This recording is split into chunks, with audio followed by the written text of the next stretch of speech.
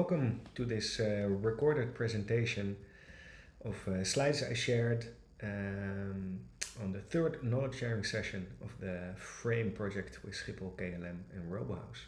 My name is David Abink and I'm presenting this on behalf of Deborah Forster and Eva Verhoef and the transdisciplinary task force that is working for 6 months with us all. So this presentation is to give you an idea in case you weren't there, or maybe you were there and would like to kind of reacquaint yourself with what we did. So first off, to give you an idea of what you missed, here's a little movie, and here it goes.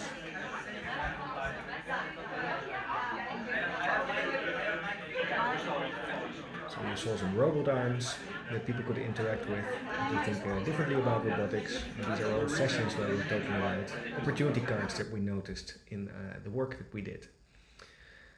So you can see quite a few people, about 35, 40, something like that. And we all got together because this is a main point of what we're trying to do with FRAIM, which is to get to a point of shared understanding, shared responsibility, and shared learning about what's possible for the future of work. So in this knowledge sharing session, we did maybe 5 main things. First, we took some time to just get in, get acquainted, walk around, talk with each other, and get inspired by these robotic capabilities. I'll explain you a bit more about that later. Then we gave the presentation, which I'm giving now, about reintroducing our vision, approach, purpose and plans. Then we got to the main creative part, which was a shared understanding of opportunities, and that was also the time when people could play around with the robotics more. And to a part about joint decision making of what we call impact versus effort of opportunities that we encountered. We did that in sub-teams. And then after lunch we got back together and we tried to synthesize that and get to certain opportunities that apparently from these people gathered got the most interest as being the most important or urgent to address. So that was the idea of this knowledge sharing session, to kind of get together all the things we learned together in the last 3 months. About how issues on the baggage halls are interconnected, both in Horizon 1 stuff, Horizon 2 and Horizon 3. And then actually check in with everybody present. Check in if what we learned was correct and how you think about these opportunities. So that will hopefully become clear during these slides. So that's what I'll present right now. That's what's being recorded, this part 2. Okay, so December 7th was the day that we did this knowledge sharing session. And just to clarify, one thing that we really tried to do at that moment was to establish shared ownership for what we call scoped opportunities to pursue in the next months. And that meant we got together with the task force, the KLM team, and stakeholders from all different perspectives. But in order to be able to do that and come to decisions, we need to identify these opportunities. We got about 43 opportunities that were based on what we call co-created knowledge about work in the baggage halls. So that's not us as academic researchers coming along and then learning something, but actually the KLM team was really involved in creating this knowledge, also challenging our methodologies and inspiring us, and not just being informants, but being more than that, really working with us. So this co-created knowledge, if you want to do that, we actually had to establish a real working relationship, and that's what happened in the knowledge session 2 about a month earlier. And that was about co-creating our approach to research. And there we really needed to work together with the KLM team and the TD task force to establish trust and commitment and have the KLM team understand our methodologies and challenge them and use them and enrich them and contest them so that we could actually really do work together. And for that to happen, we of course needed to show actually what we could do. Yeah, and that's what happened in the first knowledge sharing session. So that was the first time we got together, and we kind of reflected back what the TD task force and frame could grasp in terms of the complexity of baggage handling. And it was the first time when we brought what we call the entire learning system together. So that means, the transdisciplinary task force, these 5 researchers, it means the frame supervisor, it means the academic mentors on one hand, it means RoboHouse innovators. And on the other hand, it means the KLM team, representatives from the KLM organization, Schiphol, and to bring this entire system together and create what we call emergent insights. Insights that you can't really plan for, but that happen when you bring people together like that. But in order to show you what we could do, we had to visit baggage halls and onboard the TD task force, as we call them, with the organizations KLM and Schiphol. In order to be able to do that, we had to actually have our official kickstart of this collaboration to align vision and approach and timeline and goals. Also to introduce the task force and their expertise. And that's what you see here, this picture of the kickoff. And we need to assemble this task force, of course. So we need to create shared understanding of their methodologies and first visits to the baggage halls. And that's what happened at the start of the pilot project, where we needed to contract before that to make that happen, to formalize our agreements and establish trusts, hire our very talented transdisciplinary task force, and already do in summer some what we called reconnaissance visits by Frame and the academic consortium to sensitize ourselves to the environment, to get to know people. And that's everything that happened so that today is possible. Now, the plan in the contract was basically this. We built our transdisciplinary approach on top of well-tested innovation and deliver expertise from RoboHouse. And on top of that, we said, well, we'll start the project and then we'll do a period of deepening our understanding and, in a sense, you could call it diverging of knowledge, learn as much about the interrelations as we could.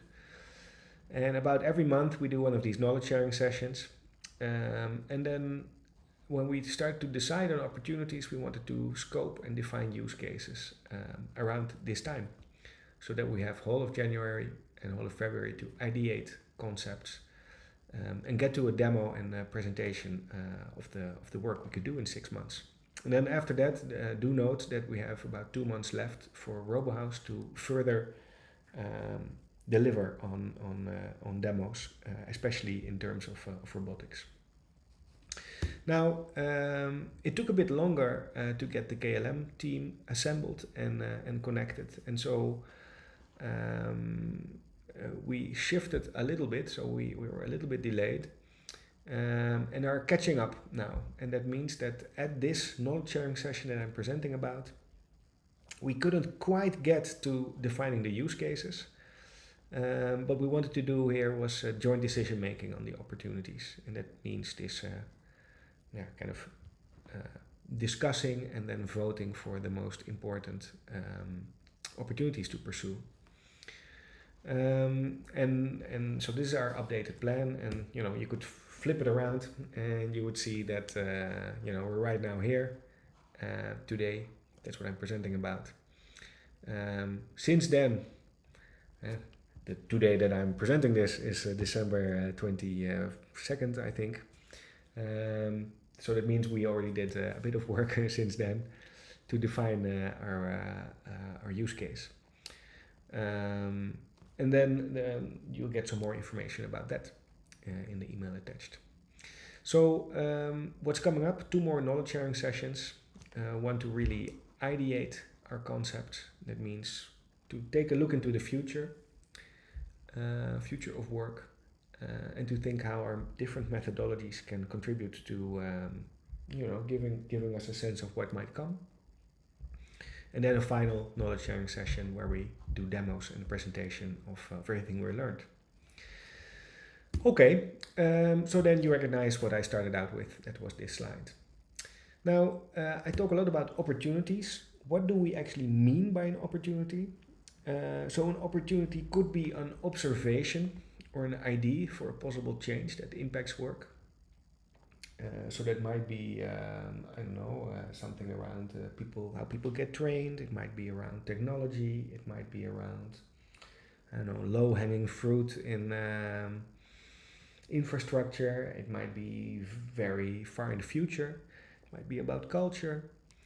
It's anything that people talk about on the work floor in management as saying that it's important when you consider work now and in the future of baggage handling. So you could also see it as a knowledge gap that if you would bridge it, it would increase what we sometimes called informed decision making in the whole system. So it means together we could be smarter if we address that knowledge gap. In any case, when you see such an opportunity, we try to put them in opportunity cards, and when you would see them, you would get a sense of the potential impact on the employee's work, as well as the effort that might be required to develop that opportunity, to realize that impact. So what will we do today? Today we'll do the joint mapping of impact versus effort, excuse me, of opportunities. And that means that we'll somehow map them out. On the y-axis impact, that's for the worker or for the work involved, and on the x-axis here the effort to develop this opportunity. And you might imagine that stuff that has very little impact and that maybe costs no effort, that might be momentum builders. That means that you do a little bit, and that gives people a sense of, hey, this is interesting. There's more. If something has a lot of impact and very little effort, that could be quick wins. And we might come up with them ourselves, or you might have already identified them. And so that's where people could place these opportunities. Of course, if there's a lot of effort and very little impact, that's stuff you probably want to avoid. But these would be transformational big bets. So a lot of impact, but probably a lot of effort. And so maybe some of the opportunities would lie in this area. So that's what the goal of this knowledge sharing session was, to do this together. And then vote with each other, what are the ones that speak to us most and that would have the most support. Now, the second thing I spoke a lot about was the co-creation of knowledge. Now, co-creation is being used a lot, it's a buzzword, so what does it mean actually when we use that? And from that we would like to give you an example of what happened at the last knowledge sharing session, a month before this knowledge sharing session. And we see that this happened at that knowledge sharing session. That we had the TD task force, 5 researchers and the KLM team. We had many different types of interactions, many different types of discussions. And we pick out one just to illustrate this. And one of them was that, for example, Arjen from the KLM team did a so-called journey map with Lily. And journey mapping is a technique by which you kind of make all the implicit knowledge you have during a working day explicit by saying, well, what you actually do, and while doing that, Arjen actually contributed to this mapping methodology, refining it. He also proposed to guide a knowledge-seeking journey. So come with me a day to the baggage hall, and then let's show how things go from plane to plane. So it was a real important offer. And also present when this knowledge, this journey mapping started to happen was Chris from Schiphol. And when they interacted through this journey mapping, they both realized opportunities for helping each other and publicly stated this. And so this would be an emerging opportunity. It's an opportunity that we didn't quite know beforehand. Chris didn't know, Arjen didn't know, or maybe they knew implicitly somehow. But through this kind of co-creation of knowledge, things pop up. We call these emerging opportunities. Also, we took the offer of Arjen seriously, and we had a targeted visit, guided by Arjen, to the baggage halls, where Lily Halit, Tom Stein and myself participated in this case. Also just one example. And other kind of opportunities became apparent to us from that finish. And so those are a type of opportunities that came up from co-creation of knowledge. And as you saw, the envisioned core engine of our capabilities to learn and act is this, a good collaboration between the TD task force and the KLM team. And from that, opportunities emerge. You could see this happening over time. In the first knowledge sharing session, some people from the KLM team were already invited and were already sharing insights generously. But it took a while until we had our first meeting on October 31st, where a whole team of 8 baggage handling experts from KLM, which we call the KLM team, got connected with this TD task force. And it took to knowledge sharing session 2 to co-create the research approach. And here you see, for example, Tom explaining, how academic theories around psychology about what costs energy and what gives you energy were used to kind of trigger conversations around baggage handling work, and where the experts could then reflect back, what kind of things we might be missing, for example. And then after that, we did guided tours in the baggage halls, for example. And so here you see how this core engine started to get working better and better over the months. Now, another important element of our frame approach is that when we talk about the system becoming smarter together, this is what we mean. We see actually that we have 2 expert ecosystems, and actually in a way you could see that as 3, where Schiphol and KLM are not the same, of course. But a baggage handling ecosystem and a kind of university innovation ecosystem. And these are, through this project, connecting and learning from each other. Now, you might say, maybe you don't even need it. So remember, in September, we didn't have the KLM team in place yet.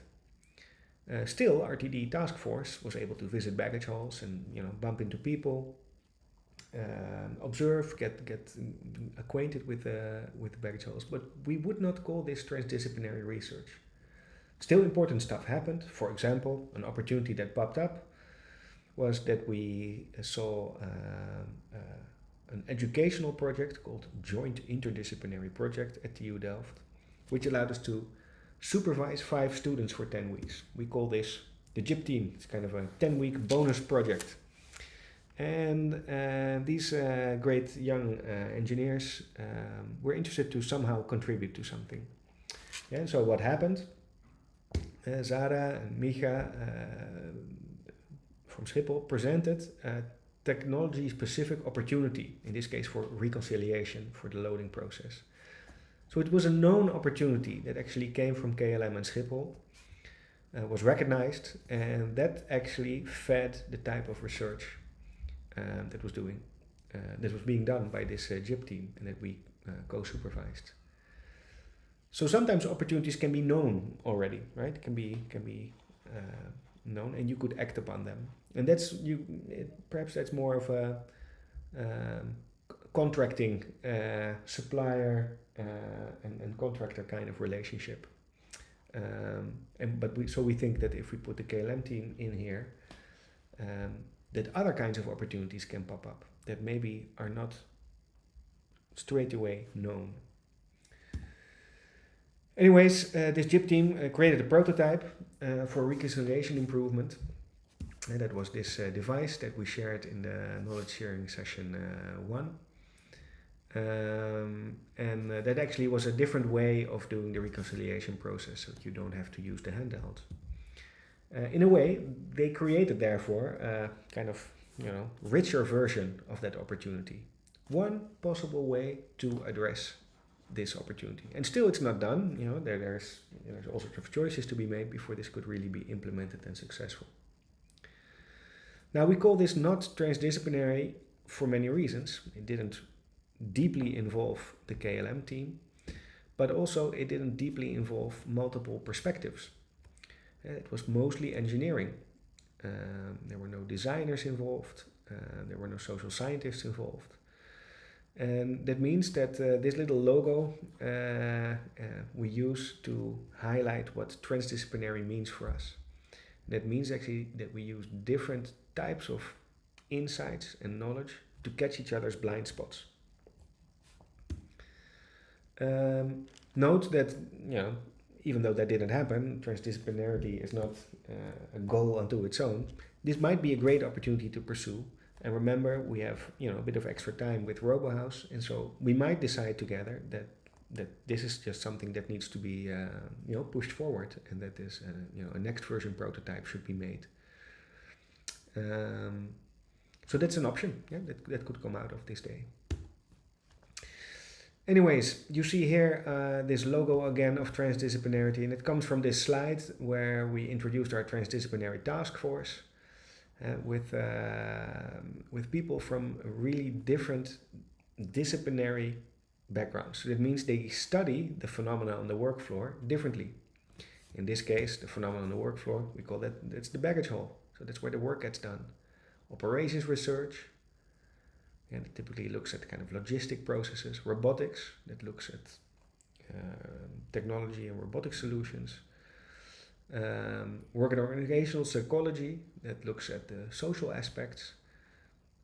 Organization researchers that look at organizational change and how work gets organized. And design, that typically looks at speculation about the future, about co-creation processes, about ideation.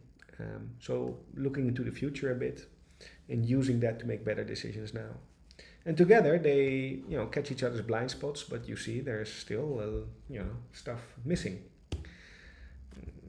So what you could see, for example, when we did our first visit in September, then I could show these slides from everybody. So Halitan, our operations researcher, he looked from the perspective of operations research. You see the baggage flows and the systems, and a roboticist would see more about the bagbot system and the CLS and the CUS and maybe MLM systems. And so maybe looking at that and what might be possible based on ongoing robotics research. Our psychologists, so different stuff. And by actually checking in with each other, they could form a richer image of what working on the baggage halls now is and what it might be in the future. But, and this is a very big but, this is not yet transdisciplinary either. So this is several academics trying to catch each other's blind spots, but it doesn't involve KLM expertise of people that are masters of baggage handling on the work floor. And so that's, in this case, it's not the most beautiful visualization, sorry for that, but here you see the KLM team filling in together with the academic perspectives, a richer and more full picture. So who is this KLM team? So it's Murat, Farish, Willy, Arjen, Bas, Marcelo with an extra L, and Brigitte, who all help us to understand, to connect, to think about the future, to spot opportunities, to enrich our ways to get to knowledge. And once this engine is running well, and we feel it's running well now, then you can see how much opportunities we started to see from joint activities in the last 2 weeks. And these are just some, what happened in the 2 weeks before knowledge sharing session 3. So guided visits, journey mapping with the KLM team and others, interviews with TMOs and flex workers, conversations with, for example, Annette from KLM and Kees from Schiphol, trying to understand, how projects and innovation processes when they were successful and not. We did baggage training in the ROC in Hoofddorp with the entire team.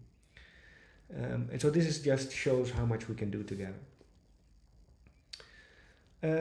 Now, just to clarify, shaping the future of baggage handling work won't happen in the coming 3 months. And in total, 6 months is just not enough time to shape a future of work. And from the start, we said, well, what we want to work towards together is a long-term partnership for a vision. And this was the vision that arose when we were contracting this 6-month project, which is that we all wanted to work towards Schiphol being an appealing workplace where healthy, happy, and proud people are optimally supported to get the job done. And the goal of this 6 plus 2 months, so 8 months pilot project, is that we develop mutual trust, new insights, and a real desire from both the work floor and management and Frame to commit to this way of working. These are some pictures of what we went through during the contracting with success metrics and hopes and fears.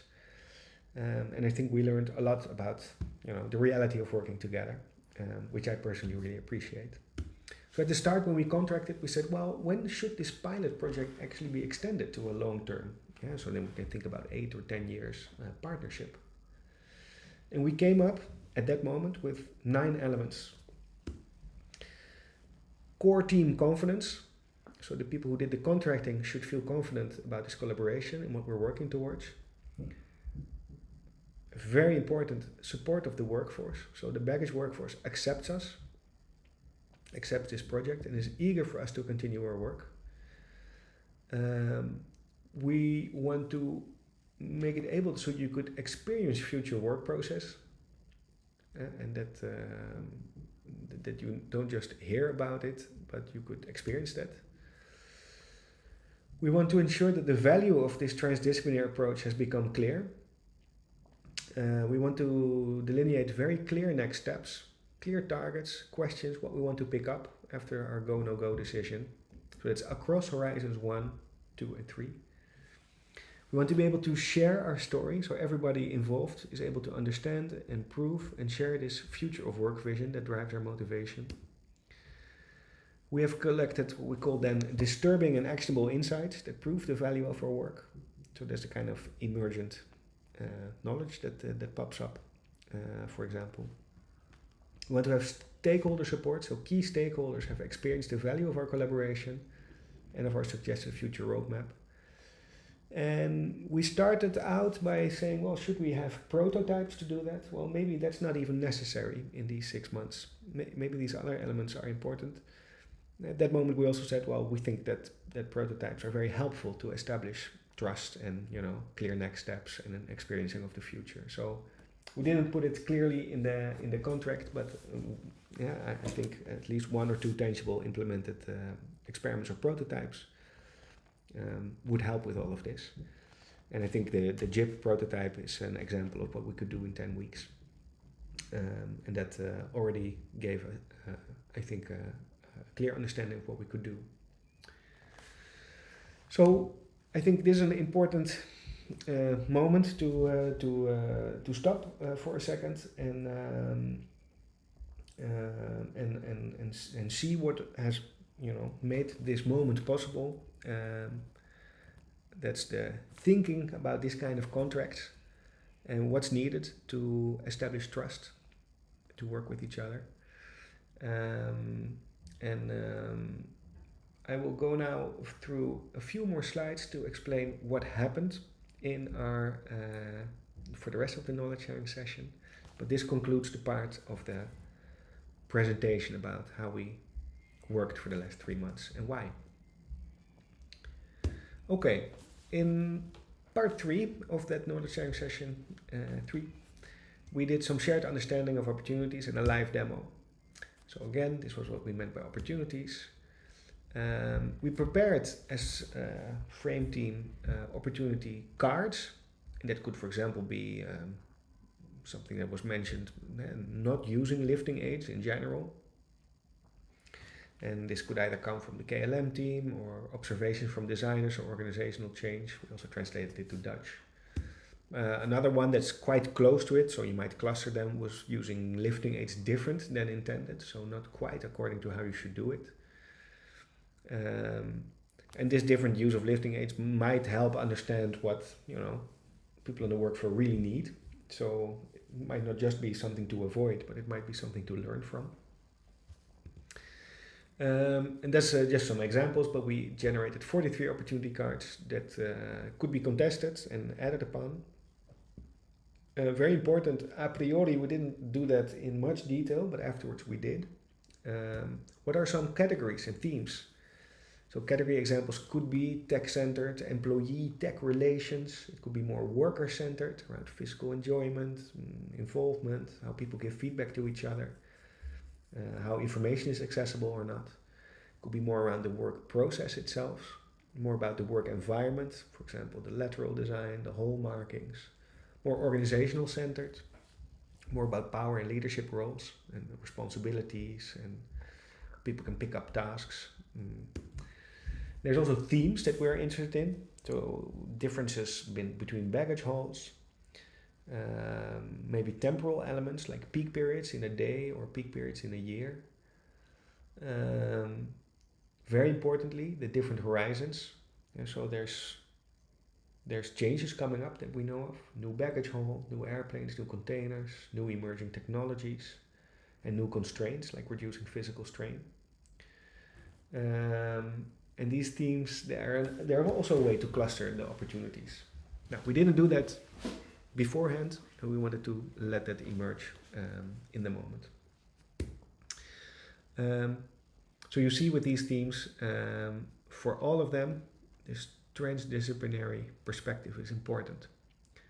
And therefore, we also created some empty opportunity cards for new ideas that might pop up during this session.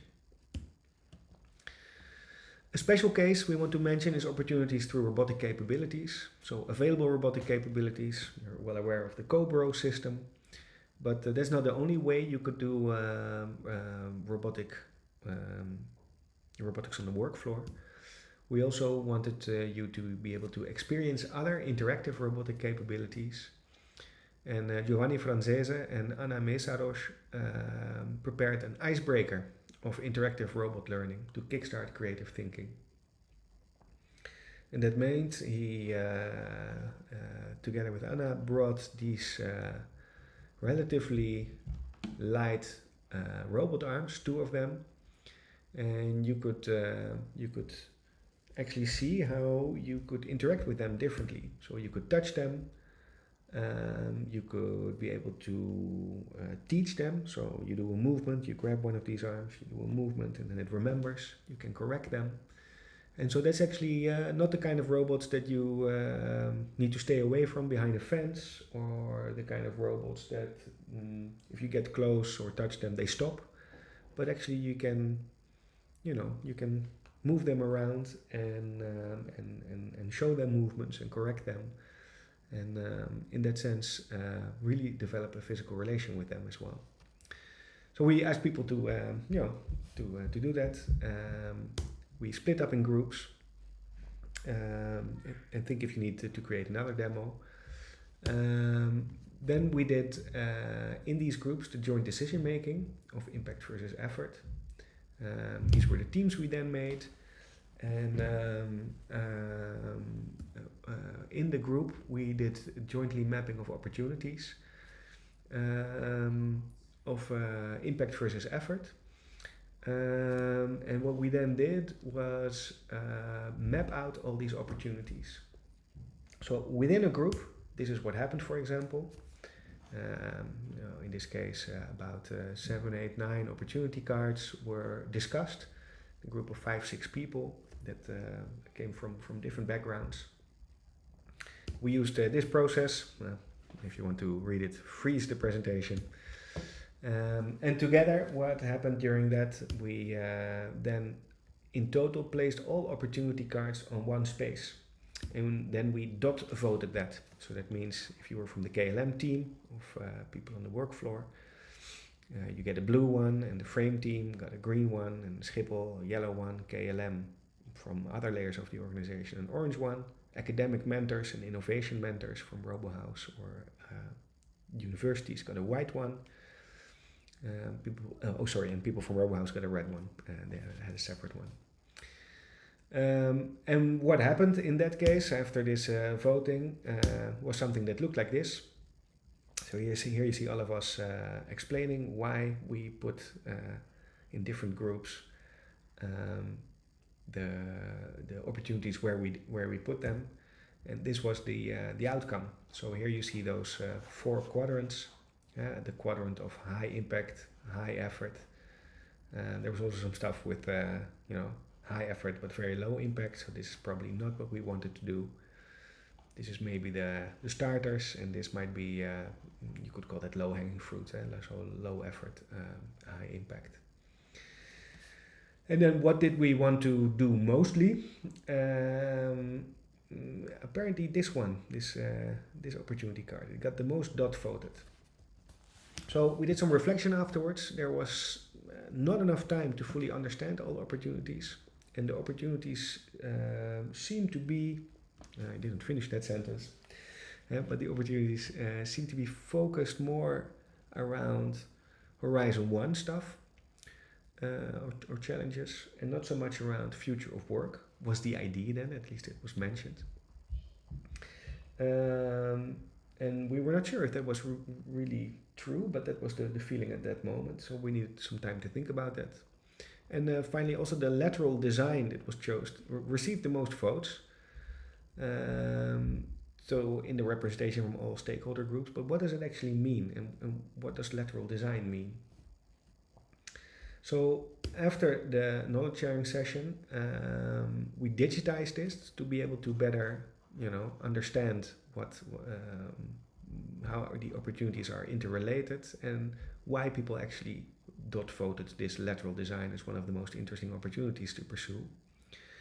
We also did our best to color code opportunities mostly centered around Horizon 1, so more introduction of lifting aids or things that were easy to do in the here and now without new technologies or new baggage halls. Up to Horizon 3 of things that really take time and a vision. And we went to work with that to really understand and define what the main opportunity class or category is that we need to focus on. So that's our cliffhanger. If you want to know, you have more information in the email attachments about what we finally chose and how to explain that. If you have any questions or concerns, of course, reach out to us also for one-on-one talks if that helps, or any kind of updates. And do come to the next session on January 22nd from 1:30 to around 5 o'clock. Having said that, I want to wish you, of course, a very good new year, very good holidays. Let's make this a bit bigger. And thank you very much for the hard work and the trust and I think very pleasurable interactions we've had over this time. So we very much look forward to finishing this project, but also to contributing to a really long-term partnership.